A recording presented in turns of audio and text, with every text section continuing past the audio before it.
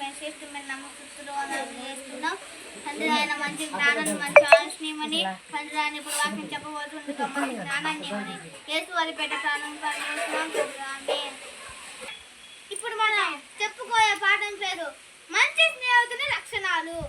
అసలు మంచి స్నేహితునికి ఉండే లక్షణాలు ఏంటి? మంచి స్నేహితుడు అంటే మన మంచి స్నేహితుడు తనకి ఉన్న లక్షణాలు ఏంటి అని మనం ఆలోచించినప్పుడు సామెతలు 27:6 సామెతలు 27:6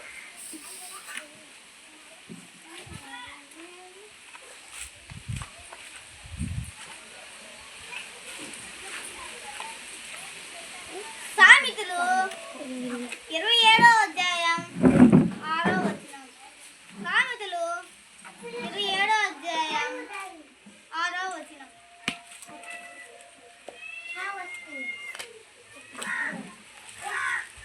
ఓకే. మేలును కోరి స్నేహితుడు గాయములు చేయును. మేలు కోరే చేయుడు స్నేహితుడు. మనకి మేలు కోరుకునే స్నేహితుడు ఏంది? మనకు మేలు కోరుకునే స్నేహితుడు. మనకి మేలు కోరుకునే స్నేహితుడు అంటున్నాడు ఇక్కడ. గాయములు చెయ్యను అంటున్నాడు ఇక్కడ. గాయములు చెయ్యను.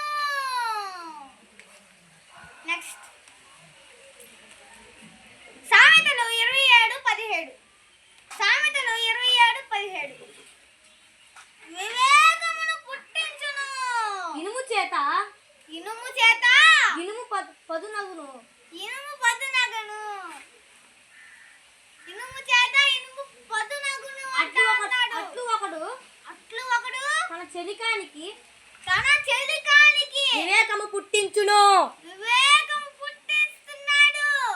ఏం పుట్టిస్తున్నాడు అంటే వివేకమును పుట్టిస్తున్నాడు.